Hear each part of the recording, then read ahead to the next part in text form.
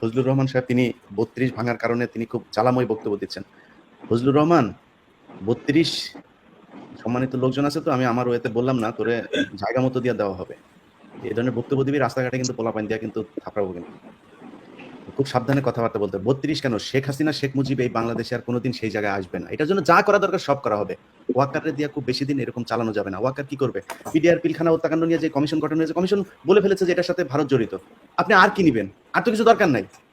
উনি বলে এইটুকু বলেছেন যে আমরা মিডওয়েতে আছি, এখন আমাদের এটা আরো ৩ মাস সময় লাগবে, কিন্তু এটার সাথে ভারত জড়িত। এটা বলে ফেলছেন। মানে বিদেশি রাষ্ট্র মানে কি আমরা বুঝি না?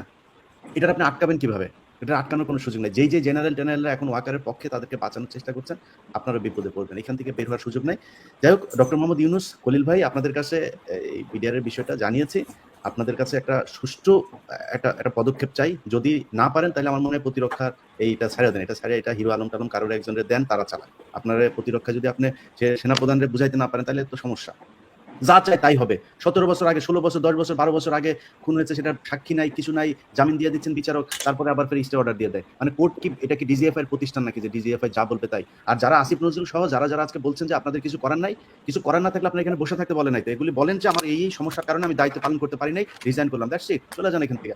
এইভাবে থেকে তারপরে মানুষের জীবন নিয়ে খেলা করেন না। এটার শেখ হাসিনার দেখা এই ইয়ের করেন যে আল্লাহ যে একজন আছেন, এটার অপেক্ষায় থাকেন। বিএনপির ভাইদেরকে বলবো, বিএনপির অনেকে হয়তো খুব খোশ মেজাজে আছেন ওয়াকারকে নিয়ে। সময় আসলে বুঝতে পারবেন ওয়াকার আসলে কাদের লোক। সেনাবাহিনী আমাদের গর্বের একটা প্রতিষ্ঠান। এই প্রতিষ্ঠানকে আমরা বিতর্কের ঊর্ধ্বেই রাখতে চাই, কিন্তু যখন এই প্রতিষ্ঠানে আজিজের মতো লোক এসে সেনাপ্রধান হয়েছিল, মঈনু আহমেদের মতো লোক হয়েছিল, তখন থেকেই কিন্তু সেনাবাহিনীকে নিয়ে নানান ধরনের সমালোচনা, এবং তার ধারাবাহিকতা এখনো চলছে। আর ওয়াকার এত হলো গিয়ে এই পর্যন্ত আমরা আজিজ বলি কিংবা শফি বলি, যাই বলি, সবচাইতে বদমাইশ হচ্ছে গিয়ে এই ওয়াকার। ও কোরআন হাদিস বিক্রি করে তারপরে খায়, মানুষের সাথে যায় কথা বলে, এমন একটা ভাব ধরে সে জামাত বিএনপির লোকজনের নিয়ে ইমামতি করে তারপর নামাজ পড়ে। তুই মুসলমান কিনা আমি তো এটা সন্দেহ আছে, কারণ তোরা যে শেখ হাসিনা যারা সেনাপ্রধান যে বানায়, মুসলমান হইতে পারে না। তোরা আগে তবা করা লাগবে, তারপরে মানুষের কাছে কথাগুলো কেন বলছিলেন। আমার এখানেও সে পাঠাইছিল, এখানে এই ভাই হাসিনুর ভাই বলেছেন দুজনের কথা। ওই দুজনের মধ্যে একজন কিন্তু এখানে আসছিল আমার সাথে কথা বলতে। সে এসেও মানে প্রথম ও কোথায় কোন মেডিসিন দিতে হবে খুব ভালো করে জানে।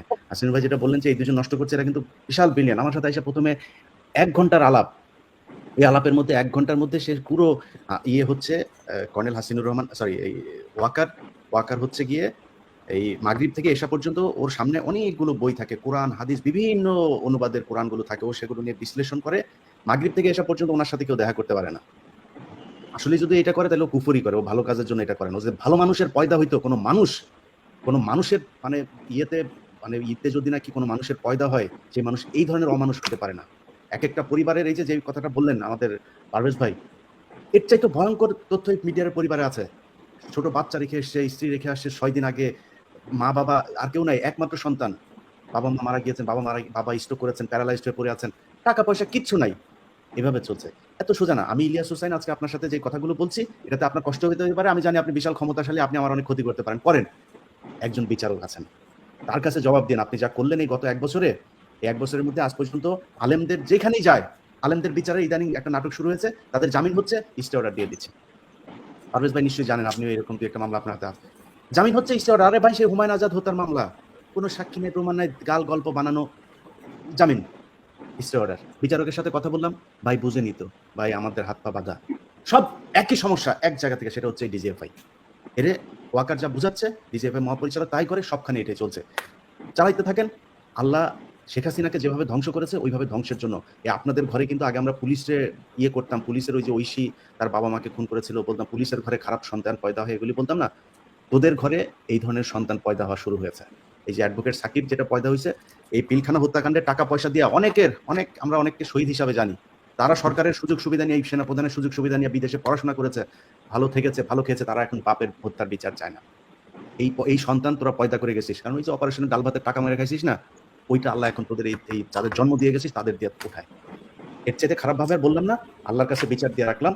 বিডিআর এর পরিবারের সাথে যদি কারোর কথা হয়, কেউ যদি নাকি তাদের সাথে সুযোগ থাকে কথা বলেন, তাদের পরিবারের কষ্ট শুনলে আপনিও ঠিক এইভাবেই কথা বলবেন।